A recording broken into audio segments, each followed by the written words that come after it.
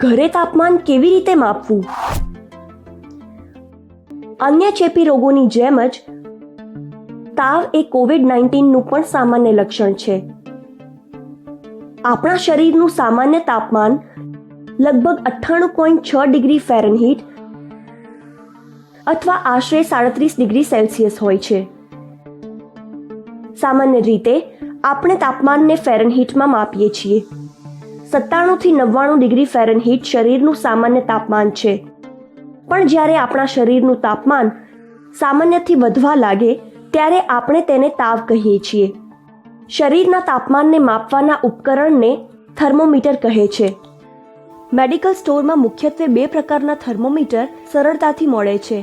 પારાનું એટલે કે mercury thermometer અને ડિજિટલ થર્મોમીટર. થર્મોમીટર બગલમાં કે મોઢામાં તમારા જીભની નીચે મૂકીને તાપમાન માપી શકાય છે. પરંતુ કોરોના વાયરસ મહામારીમાં તમારી જાતને કોઈ પણ સંક્રમણથી બચાવવા થર્મોમીટરને તમારા મોંમાં ન મૂકો. યાદ રાખો, જો એક વ્યક્તિથી વધારે લોકો એક જ થર્મોમીટરનો ઉપયોગ કરતા હોય તો તેને મોંમાં મૂકવાને બદલે બગલમાં મૂકવું જોઈએ.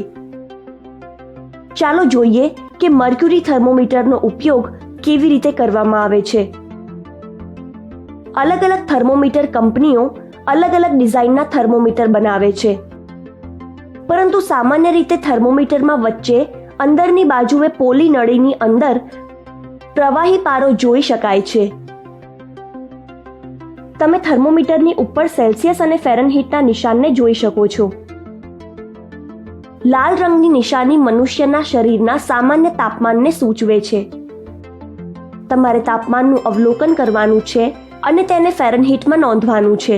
થર્મોમીટરનો ઉપયોગ કરતા પહેલા વ્યક્તિનું નામ, ઉંમર અને તાવ ઉતારવા માટે જો કોઈ દવા લીધી હોય તો તેનું નામ અને સમય પણ નોંધો.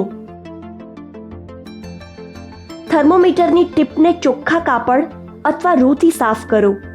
તેને જંતુરહિત કરવા માટે થોડા સેનિટાઈઝર કે સરફેસ ક્લીનરનો પણ ઉપયોગ કરી શકાય છે. ખાતરી કરો કે પારાનું સ્તર 96 ડિગ્રી ફેરનહીટ સુધી અથવા તેથી નીચે છે. તમે પારાનું સ્તર નીચે લાવવા થર્મોમીટરને હળવેથી હલાવી શકો છો. હવે તાપમાન માપવા માટે થર્મોમીટરની ટીપને ખભાની નીચે બગલમાં મૂકો. થર્મોમીટરની ટીપ બગલમાં ઊંડે સુધી મૂકેલી હોવી જોઈએ. થર્મોમીટરની ચારેય બાજુએ તમારો હાથ કસીને બંધ કરો.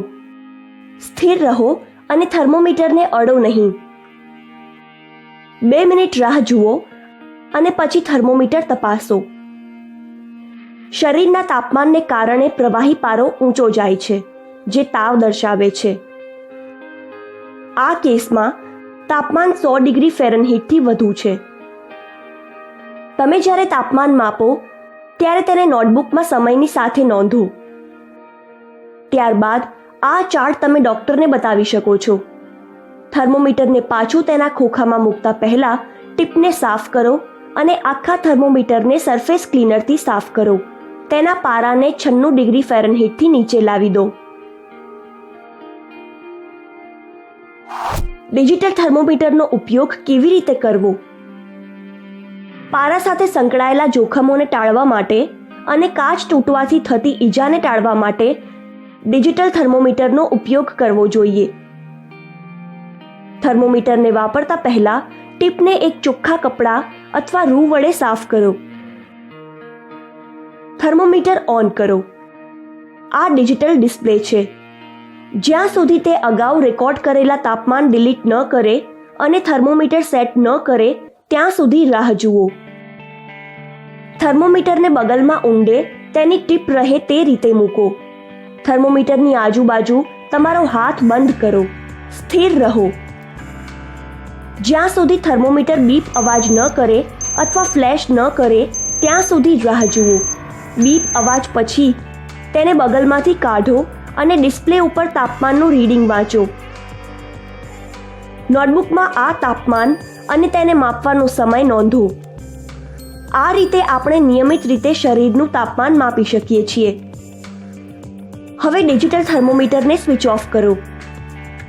આ થર્મોમીટરને બીજા દર્દી માટે વાપરતા પહેલા કે તેને પાછું ખોખામાં મૂકતા પહેલા તેની ટીપને ચોખ્ખા કપડાં કે રૂ વડે સાફ કરો. તમે તેને સાફ કરવા માટે સેનિટાઈઝરના ફક્ત 1 કે 2 ટીપાનો ઉપયોગ કરી શકો છો. મર્ક્યુરી કે ડિજિટલ થર્મોમીટરનો ઉપયોગ કરતી વખતે યાદ રાખવા જેવી બાબતો. દરેક ઉપયોગ વખતે થર્મોમીટરની ટીપ ચોખ્ખા કપડાં કે રૂ વડે સાફ કરો. ભલે એક જ વ્યક્તિ આ થર્મોમીટરનો ઉપયોગ કરવાની હોય તો પણ ટીપ તો સાફ કરો જ. થર્મોમીટરને સલામત જગ્યાએ મૂકો. થર્મોમીટરને નીચે પડવા ન દો કે તોડો નહીં. તાપમાનની દેખરેખ માટે નિયમિત રીતે રેકોર્ડ જાળવો. યાદ રાખો કે તાવ એ પોતે એક રોગ નથી. તે આપણું શરીર સંક્રમણ સામે લડી રહ્યું છે તેનું સૂચક છે. તે કોવિડ-19નું પણ લક્ષણ છે. તો સાવધાન રહો, ઘરે રહો, સુરક્ષિત રહો.